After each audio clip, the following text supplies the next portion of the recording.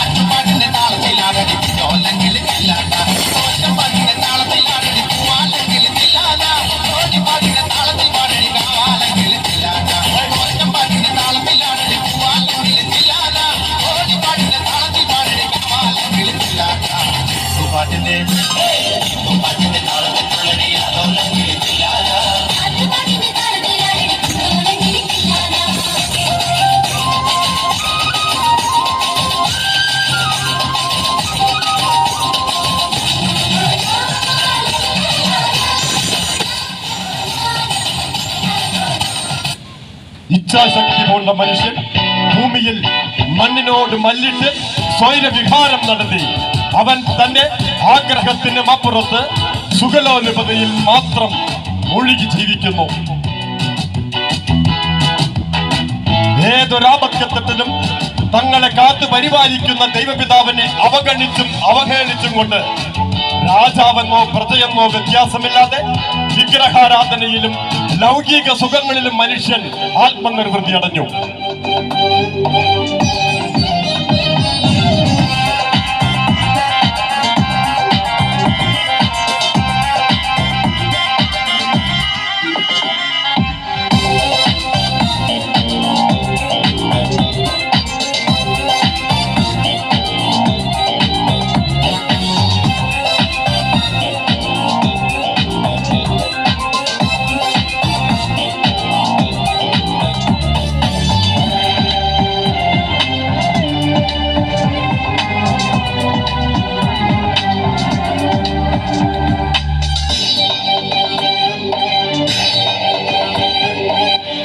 വഴിപിഴച്ചു പോയ ദൈവജനത്തെ ദൈവസന്നിധിയിലേക്ക് തിരിച്ചു കൊണ്ടുവരുവാൻ അങ്ങകലെ ഗിലെയാദിലെ തീഷ്ബേ ദേശത്തു നിന്നും ദൈവം ഏലിയ പ്രവാചകനെ സമറിയ പട്ടണത്തിന്റെ രാജാവായിരുന്ന ആഹാബിന്റെയും ജസബൽ രാജ്ഞിയുടെയും കൊട്ടാരത്തിലേക്ക് അയച്ചു.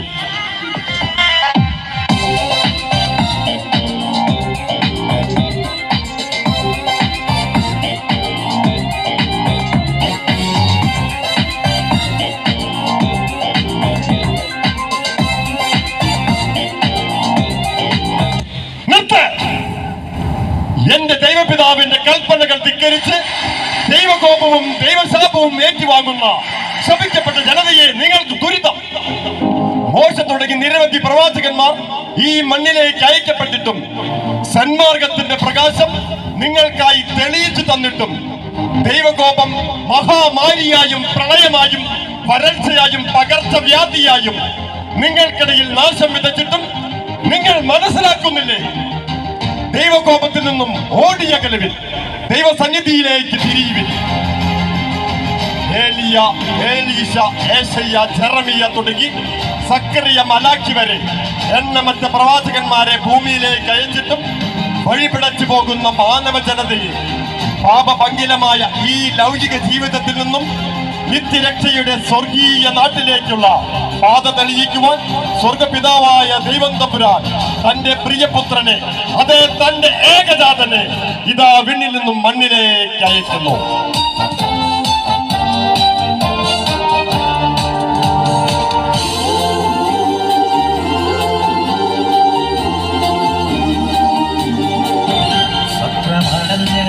ഗാത്രം പിടഞ്ഞ് കന്യാമേറി നിന്നപ്പോൾ ചിത്രം നിറഞ്ഞ് യാത്രയ്ക്കൊടുവിൽ യൗസേപ്പിതാവു നിന്നപ്പോൾ ആ തിരക്കിൽ നേറും കുരുക്കിൽ മനമുഴങ്ങി നിന്നപ്പോൾ ആ തിരക്കിൽ നേറും കുരുക്കിൽ മനമുഴങ്ങി നിന്നപ്പോൾ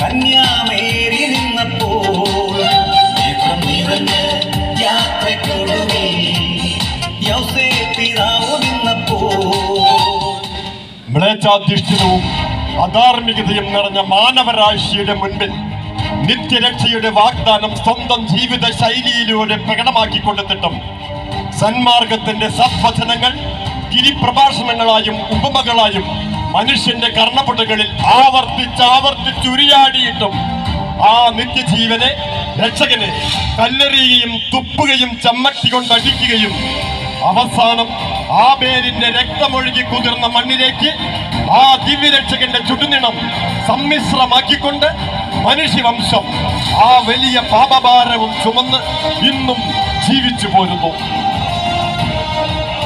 ഉടുതുണിക്ക് മറുതുണിയില്ലാതെ മഞ്ഞിലും മഴയത്തും കഠിനമായ ചൂടിലും തെരുവോരങ്ങളിൽ നരകയാതന അനുഭവിക്കുന്ന മനുഷ്യ സഹോദരങ്ങളെ കൈപിടിച്ച് കൂടെ നടത്തുന്ന വിശുദ്ധ മദർ തെരേസയായും മൂല്യച്യുതി സംഭവിച്ച അപരിഷ്കൃത ജനതയ്ക്ക് അക്ഷരം പകർന്നുകൊണ്ട് ഗ്രാമാന്തരം പള്ളിക്കൂടങ്ങൾ സ്ഥാപിച്ച വിശുദ്ധ കുര്യാക്കോസ് ഏലിയാസ് ചവറയച്ചനായും മരിച്ചാലും ദൈവജനത്തെ മറക്കാത്ത നമ്മുടെ സ്വന്തം തൃശ്ശൂരിൽ നിന്നും വിടർന്നു വന്ന വിശുദ്ധ എവിപ്രാസ്യമ്മയായും മാള കുഴിക്കാട്ടുശ്ശേരിയിൽ നിന്നും സ്വർഗീയ സന്നിധിയിൽ കുടുംബങ്ങളുടെ മധ്യസ്ഥയായി നിലകൊള്ളുന്ന വിശുദ്ധ മറിയം ത്രേസ്യയായും പ്രായോഗിക ജീവിതത്തിൽ സഹനങ്ങളെ മുറുകെ പിടിച്ച് ദൈവരാജ്യം സ്വന്തമാക്കിയ വിശുദ്ധ അൽഫോൺസമ്മയായും ഇവിടെ ഈ ഭാരത മണ്ണിൽ പ്രവാചകന്മാർ ജീവിച്ചുകൊണ്ട് ഇന്നും സ്വർഗരാജ്യത്തിന് അവകാശികളാകുന്നു.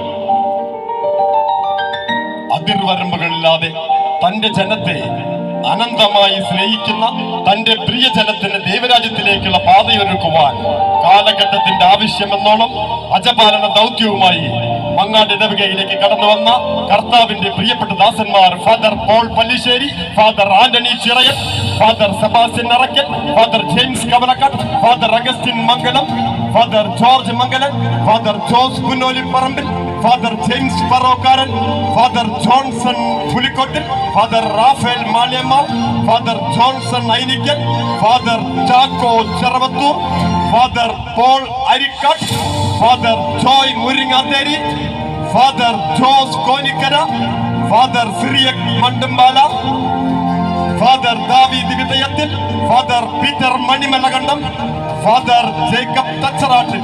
ഇന്ന് നാം കാണുന്ന ഈ മങ്ങാട് ദേവാലയ ശില്പി ഫാദർ ജെയ്സൺ തെക്കമ്പുറം, ഇപ്പോൾ മങ്ങാട് ഇടവകയെ നയിച്ചുകൊണ്ടിരിക്കുന്ന ഫാദർ ഫ്രാൻസിസ് കുത്തൂർ.